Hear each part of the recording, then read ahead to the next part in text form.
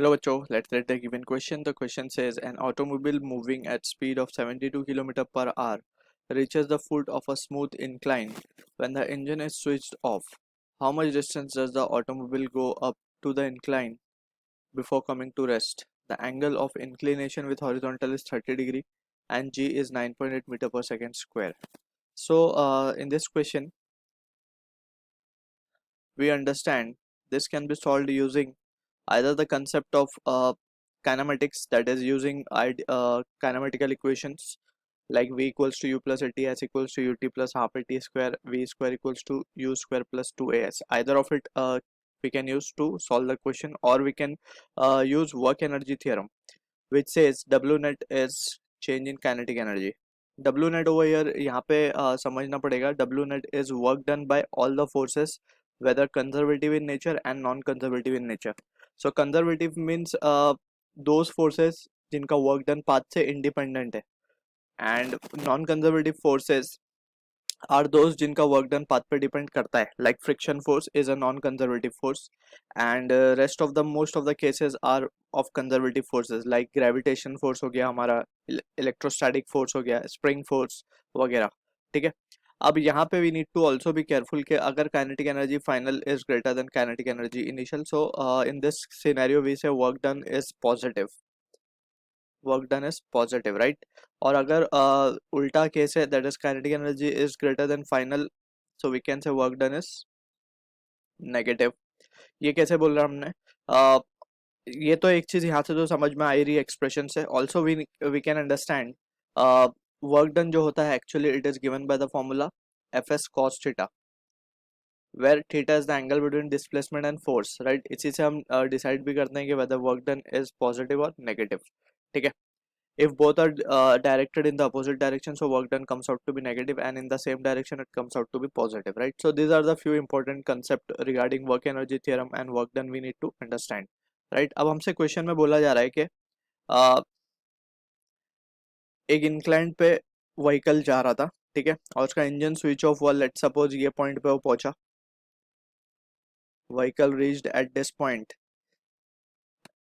यहाँ तक पहुंचने पे एकदम उसकी फाइनल वेलोसिटी जीरो हो गई, एंड इट लेट्स से जो डिस्टेंस उसने ऊपर तक चला है, ठीक है, लेट्स सपोज हम मान लेते हैं x तक वो ऊपर गया, फाइनल वेलोसिटी जीरो हो गई. Initially it was moving with 72 kilometre per our. ठीक है. सो ये डिस्टेंस, अब ये इंजन यहाँ पे स्विच ऑफ हो चुकी है, ठीक है, तो it will retrace back its path, ठीक है ना, वापस आ जाएगा नीचे. सो हमसे पूछा जा रहा है कि कितना डिस्टेंस ये ऊपर गया था. Basically we have been asked to find the value of x. ठीक है. So to calculate this value of x हम क्या कर सकते हैं? We can use work energy theorem, that is w net is equals to change in kinetic energy. अगर हम इसका FVD ड्रॉ करें, सो FVD पे हम फोर्सेस दिखा सकते हैं इसके ऊपर, दैट इज व्हीकल का weight will be in the downward direction mg, right, and gravitational force जो कि mg का ही कंपोनेंट है. If this angle is been given as theta और ये हमें 30 डिग्री गिवन है, सो यहाँ पे हम क्या लिख देंगे, mg sin थीटा, एंड इसका एक वर्टिकल कंपोनेंट आएगा mg cos theta, and normal reaction will be in this direction n. ठीक है. सो फ्रॉम दिस सिचुएशन अब हम क्या देख सकते हैं कि सरफेस तो हमें स्मूथ गिवन है, सो फ्रिक्शन फोर्स नहीं आएगी इस पे. So we can write work done by this gravitational force, that is mg sin theta. We can write this as to be. अब हम देख सकते हैं कि फोर्स नीचे और डिस्प्लेसमेंट भी नीचे की तरफ है, so both will be in the same direction, so work done will can be written as positive work done, that is we can write this value as to be mg sin theta. ये तो हो गया हमारा force, right, और displacement कितना है, x का है, so just we will multiply it with x and that will be equals to kinetic energy final. अब यहाँ पे अगर हम ध्यान से देखें, so ये हमारी इनिशियल कंडीशन बन जाएगी जहाँ पे स्पीड हमने जीरो मानी है, और नीचे आते आते फाइनल कंडीशन जहाँ पे speed 72 kilometre per our given है, राइट, नीचे उतरने के समय की बात चल रही है.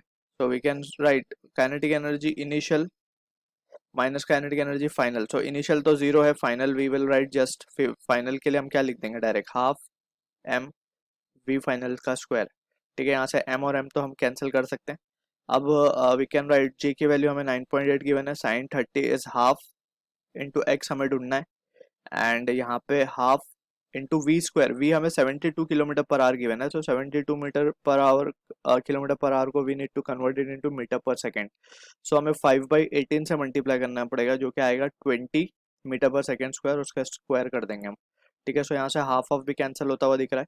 सो फाइनली जो x की वैल्यू आ रही है हमारे पास, that is coming out to be 400 divide by 9.8 which is equals to 40.81 meter. So this is the answer to the question. I hope you understood the solution. All the best.